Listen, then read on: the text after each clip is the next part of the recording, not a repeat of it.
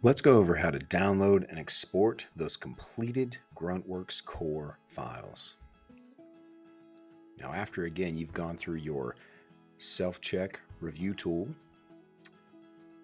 and the return's been completed, you may need to refresh your client's window because it should only take a minute or less before the job changes to no longer say edit in review tool, but you'll see the two files we now have, a bookmarked PDF and a point sheet XLS spreadsheet. Now let's open those and take a look at what we have here. The bookmarked PDFs, obviously our organization product. This is what you get standard when you submit documentation through to GruntWorx.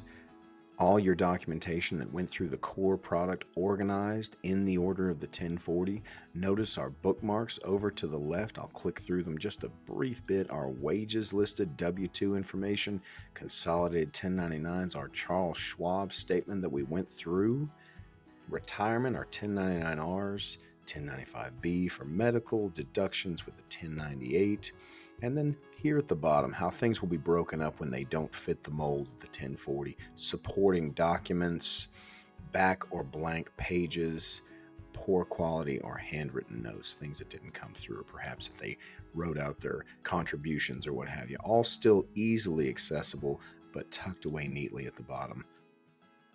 A uniform solution for your client's source documentation. Back over to the dashboard, you'll also notice we have a point sheet, what we call, and it's an XLS spreadsheet. This is the information that will be imported or populated, as we say, into your client's return in your software. So let's open up our point sheet and take a look. And here is our point sheet. This is going to house the information that we edited in our review tool that will populate with this gray button you see right here into our software when we're ready to import that information as our final step.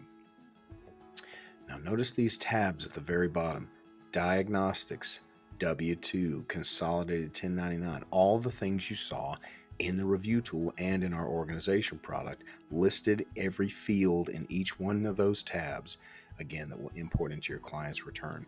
But always notice on the diagnostics tab, the same place we house our populate button, there may be some information that the AI-enabled OCR technology wants you to be aware of. For example, forms classified but not extracted for population, the 1095B.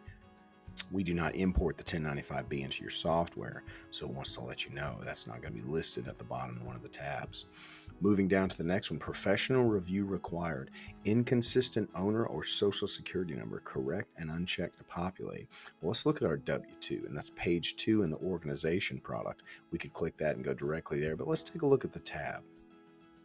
And you see there's an X at the top of this column. X do not populate. So if that X stays there, that information will not populate or import into your client's return. All it wants me to do is make sure this is the correct person's social with the correct person in the software. And again, the only reason this is coming up for me is because this is a dummy account that I created in the software for Jimmy Stewart, and it didn't match the same dummy social security number we had. That's all. So essentially, all you would need to do at that point is make that verification that this is the right social and the right person, and then delete that X right off the workbook here. You'll be ready to go. But we look at the W-2, it looks wonderful right here, all that information.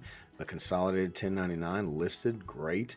Our trades product, and this is showing that, of course, that one line that I entered in for the Schwab as we did the autofill feature there, and it's listing our gain loss, our sales price, and our cost basis just off those numbers that I included. Of course, there would be many more if you went through the entire document. That, of course, into the 1099R. And finally our 1098, and you can see that information. Again, this is all going to flow into your client's return, and when you're ready, come back to the diagnostics tab, hit the populate button, and you will see this information flow into your client's return in your software. Quickly back to the dashboard. Your last step for your files is to come to this gear icon on the far right. Click that, download all completed files. These are your files to keep. You can download them into a zip file and they will be open and you can move them wherever you house your digital file cabinet. Keep these files, please. They're yours to keep. In our next video, we'll show you how to import or populate your core files into your tax software.